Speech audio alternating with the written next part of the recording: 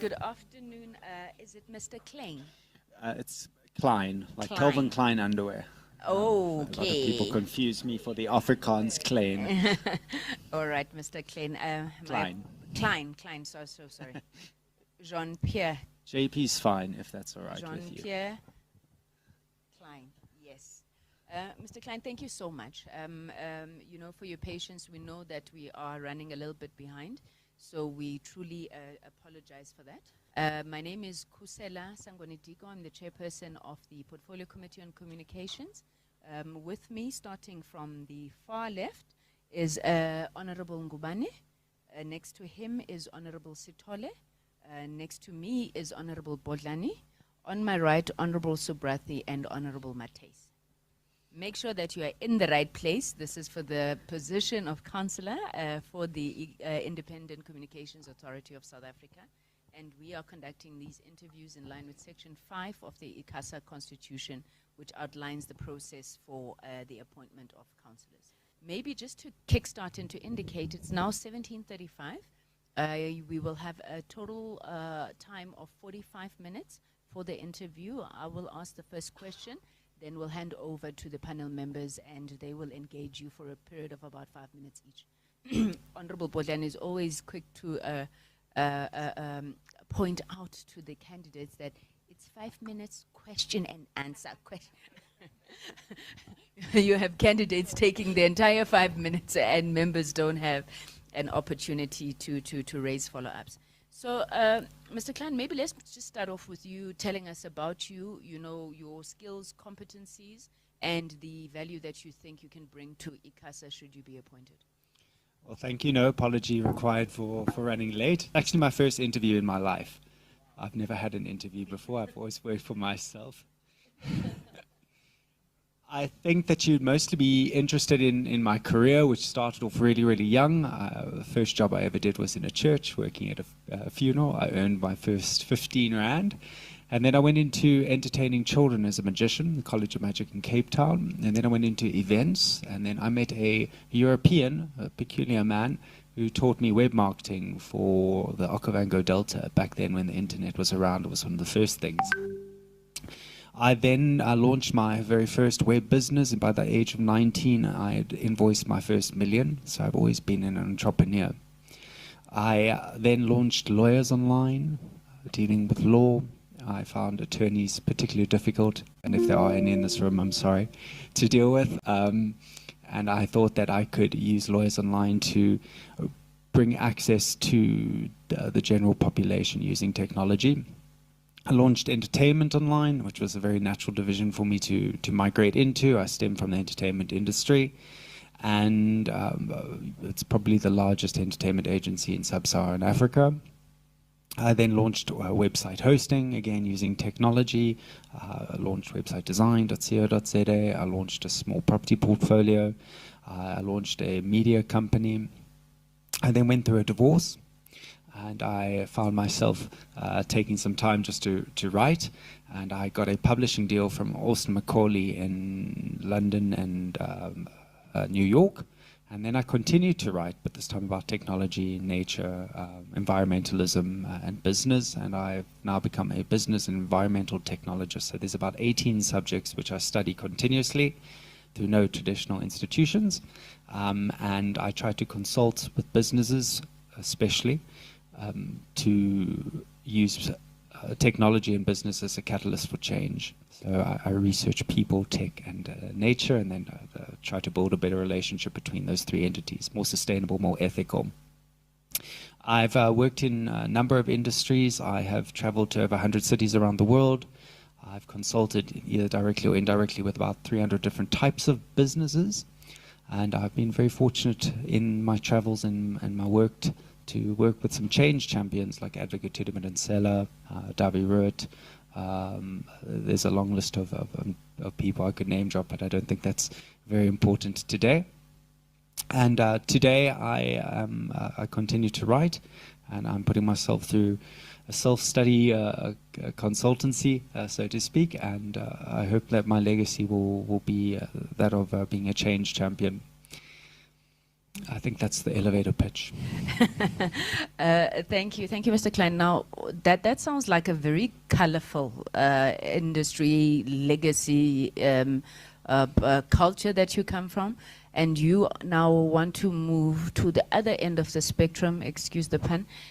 Other end of the spectrum, you want to be a regulator. Very straight-jacketed type of people regulators tend to be. Why would you think that this would be a natural progression in your career trajectory? Well, I don't know if it's a straitjacket. You all seem pretty normal to me. I'd like to be where I can make the most difference in the time that I've got. Digital technologies are going to be incredibly influential. There's projects I'm already working on in the sector, and I think that this could be an opportunity for me to enhance the work I'm trying to do already. I hope that answers the question. Thank you very much. Member Bodlani, Honorable Bodlani. Hello, how are you? Very good, thank you very much. Thank you so much for your patience. Really appreciate it. Your highest qualification is a matric. Yes, which I never even collected because I had started working. So for the first time, I've actually had to go and get it from the Department of Education. So it's quite a thing for me. And your plans post collecting your matric certificate? Or do you have further plans? To give it to your office. Perfect. So with everything that you have done in your career, Yes. what specific thing has prepared you for the role of an ICASA regulator? I think there's a buffet of things that I've done which will add value. In addition to the list or the elevator picture that I just shared with you, I've also been involved with media. I'm currently in production and writing 2 shows, so I deal a lot with social injustices. I have also dealt a lot with personalities in the management of radio, and I'm heavily involved with the internet. So that's a big spectrum, but in the studies that I do, which is scenario planning, I study future influences and technologies. So I put those into my plans, and that's really what I have my discussions with corporates and organizations about, on how to use future tech and future innovations and future opportunities to move forward collectively and collaboratively. The South African Post Office and the situation it finds itself currently. What is your view on that? I've never used the post office. I've had very little experience with the post office. I did extensive consultation with one of their competitors, and I think that if I was to give some advice on how it moves forward, it would probably be similar advice to what I give to DSTV and a number of other institutions which are running with legacy systems and infrastructure. Are people still going to send post in the future? I'm not sure. The generations that I work with, Gen Z, have never, I don't think they've ever posted a letter. I once got a love letter, but that was hand-delivered. So. Thank you very much, Honorable Chairperson, and greetings to our member there. My question is that I'm checking your profile. It says you are a cyber defender. I'm trying to check because we have a challenge of emerging technologies. What input can we give it to us to protect our consumers? Thank you for that. I forgot that's my brand new entity. I launched it earlier this year. It officially launched this month. I have done about 7 years, give or take, and part of my studies involve cybersecurity. I'm particularly interested in social engineering, so the human aspect. A lot of technologies don't work because of humans, like AI. We need to perfect human intelligence first. Cybersecurity is the second biggest risk on the global risk index, so it's something I work a lot with. And climate change is another risk. It's the only one above it, and I also work with that. I did some research, for example, on your website and if it was secure and how your forms were working and client feedback, your social media. There's massive scope for innovation and improvement. But if you even go read the social media feeds on the feedback for ICASA, I think that's evident. I'm pretty sure people know what's broken. Cybersecurity in Africa, which is what Cyber Defenders is focusing on, is bringing cyber services to all Africans, multiple languages, and using technology to access them. Oh, okay. Thank you, Chair. Mr. Murray-Kline. Murray-Kline. JP is fine. Thank you, sir. Mr. JP. Thank you. Tell us, Mr. JP, with ICASA, do you think ICASA could be more effective if it collaborates with other regulators? If so, which regulators would it collaborate with, and on what collaboration would they collaborate on? Well, silos are a problem. It's mentioned on your website that you try to break them down, so collaboration is imperative across the board, government, civil society. Yes, ICASA does need to work better with other regulators. Many of them are asking for that to happen. How it would happen, well, I'd have to do my research. The interesting thing for me today, especially being my first interview, was, am I coming into a room of people who would like to keep things the same, or are they open to having somebody come in and maybe ruffle a few feathers? I know what kind of person I may potentially be under the roof, but collaborations are something I focus on with everything I do anyway. I think it's imperative in society. You can't survive without it. So, thank you. Thank you, Chairperson, and good afternoon, Mr. Klein. Congratulations on being shortlisted. Thank you. And trying to ruffle up some feathers in the room as well. Not yet. And not yet. You did say you are a magician, not a comedian, but I think you got a natural instinct. My first question is a very elementary question. I don't know whether you read the job description, but this is an 8 to 5 job. Do you know that there? I've never worked 8 to 5. Okay. So that's the terms of the employment. It's an opportunity to work 8 to 5. So my concern obviously is a very elementary concern. How are you going to manage your very colorful and exciting opportunities you pursue, including Cyber Defenders, having an 8 to 5 job? That's the first concern I would raise. The second thing is, coming into this interview, and I'm cognizant that you mentioned this is your first interview, but ordinarily what would happen, one would research a little bit about the potential employer, and in that course, and you did mention you looked at the website, what's your diagnosis of the challenges that ICASA has? Okay. And the third question is something that's very close to us and has always been, is SABC. SABC, unlike the privileged many, there are many that depend upon SABC to get elementary information, entertainment, etc. And the SABC itself is being challenged. Its very existence is being challenged. And it has got a myriad of challenges. An SABC bill was introduced. So are you aware of the challenges of the SABC? Are you aware of the SABC bill? Can you bring us up to speed with regards to that? Thank you so much. Thank you for those 3 very important questions. I don't have the memory of a computer. I've got very good, if you know the computer technology, RAM, so I can process information quickly, but my disk space is a bit low, so I'm probably going to ask you to repeat those first 2 questions. SABC, I drive past it all the time. It's literally, I live in both cities, so I've got the smaller offices in Cape Town and then, of course, the big one in Auckland Park.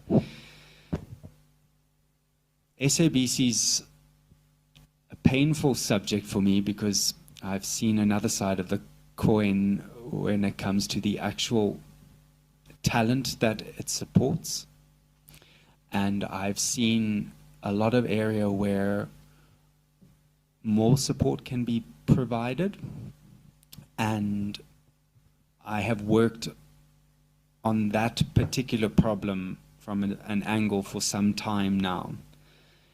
SABC, South Africa needs a national broadcaster, and it's a very old institution, and I'd like to see it survive.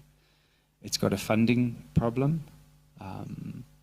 South Africans don't like to pay for things. Our TV license system's clearly not working. I have heard through the work I do a lot of, I'm trying to be as politically correct with my terminology here, the marketing department has some scope for opportunities or change. I'd like to see SABC probably open up to available resources to share costs. I'd like to see it work with more local institutions, again, also to share costs. But I don't think I think the SABC needs to think about growth, but not traditional broadcasting. It needs to move into the digital space almost exclusively. And the mechanism for that, it's going to be complicated. South Africa can't do, none of our institutions can just go ahead and do what may work elsewhere in the world, because we've got other sensitivities to work around. We've got additional red tape. In some of the cases, the red tape's very, very important. Can I ask, are you asking me how I may improve the SABC? No, I'm trying to establish your understanding and knowledge, because ICASA regulates SABC, which is a significant player in the ICT market. So I'm trying to understand whether you are up to speed of the current challenges that SABC has. And obviously, when you're familiar with that, then how can we overcome them? And one of the greatest challenges we have is the funding model challenge. All right. I don't have an answer for the funding model challenge at the moment. I am aware that that is the primary problem. I think the other side of the coin is content. I think once there's good content, people are prepared to pay. And the mechanism that we put in place to get people to pay is the answer. What that needs to be, well, we need to workshop that. Just because we've got technology doesn't mean it's going to work. You've got to get social buy-in, otherwise you'll have the disaster like e-tolls. So SABC must survive. It has to survive. So that's all right. Shall we move on to your second question, which I'm afraid I forgot? I asked you that, have you researched ICASA? What are ICASA's challenges from your research into the organization? So I did spend some time researching. A lot of the content that's available is written by ICASA and puts it in a decent light. I went off script and I did some researching of my own. And the light is a little bit less bright, it's dim. And I think that one of the things that I wanted to share today is a lot of the solutions for ICASA to improve are readily available and being shared by the people who are already engaging. Redoing ICASA from ground root levels, focusing on the basics, is what I think needs to happen. My first question was, how are you going to do all this in an 8-to-5 job, because you got this busy life outside with all these other businesses? Okay. I've never worked 8 to 5 ever in my life. I've now got my professional life down to probably 11 hours a day with a good gym session in the middle of the day. I wouldn't know what the time requirements are for you. I think to my advantage is I am now divorced. I don't have any cats and I have no children, which is a sad thing for me, but I'm probably more available than most candidates. So. Thank you, Mr. Calvin Klein. I'm joking, Mr. Klein. I take it, since you have so much time even to go to the gym, that you have read the ICASA Act. No, I have not read the entire Imagine that. Because I'm going to ask you the question. I want you to tell us specifically what skills are you going to contribute to the board members, but it must be in context of what the mandate of ICASA is, and specifically what is expected of board members. So when you come in there, you're going to say, I am the person who is going to be able to do this for us to meet our mandate. Okay. Thank you for that question. I didn't read it, but I did get ChatGPT to give me a summary. And I think it got the points across. And it was more of your code of conduct, which I was quite interested in. I understand you're looking for people with a technological background. Everything I have done has been based with technology. You're interested in a bit of a legal background. I've literally launched Lawyers Online, which dominates legal-related searches without ever studying law. I've worked with attorneys my entire life. I am heavily involved with law, especially when it comes to social injustice matters. When it comes to media, I've been on many sides of that table. I have produced, I have helped with funding, I have done proposals, I have tried every aspect when it comes to media, and not only limited to radio or television or the internet. I'm working with future medias. How are we going to consume VR, AR, the metaverse, all these technologies which I believe we will be entertained in and have information shared with. So I think that I've got a lot of the skills which were shared in the document and are needed on the board, in the committee. And I also think I've got some future insights and scenario planning which I can add to the mix. I think we need to look at the future, and that's pretty much everything I do, my scenario plan. Mr. Klein, you are on the cusp of having to just completed or just about to complete your first interview. Thank you. Last I'm going to phone my mom as soon as I'm out. Last question from me. So part of the work of the regulator should obviously be to stimulate competition, foster economic growth, basically create a conducive environment, right? I'd like to know what, in your view, if you look at our regulatory environment in the telecoms, broadcasting, and postal areas that ICASA regulates, are there any regulations that you are aware of that you believe hamper innovation, creativity within the sector? I wouldn't be able to quote any. I'm constantly studying acts, and I always find conflicts. I wouldn't be able to quote which ones off the cuff, but law's not perfect. Laws change all the time. They need to be fluid. It involves consultation. And that's probably one of the first things I would like to do if I get my foot in the door. Meet the people, get proper feedback, meet the industry partners, get proper feedback, and then plot the best way forward and what's priority in the time that I have. My biggest concern was, am I meeting with people who are keen to change ICASA or keep it the same? I work with a lot of government entities and parastatals, and many of the rooms I walk into, they're like quiet people. So that was my concern. But you all look lovely, so that's. Do you want to respond? I think what you've experienced today is politics and multi-party at work. That simply tells you that we've put aside our political ideologies. It didn't matter which T-shirt we wore. It was just about getting the right person for the job. And you wouldn't even be able to see which one speaks for which organization. And that tells you how united we are in changing the course of this sector. And I'm seeing that in a few places now, and it makes me very, very proud. Thank you. Thank you, Mr. Klein. Housekeeping issues, do you have anything to declare? Anything that could be a conflict of interest should you be appointed?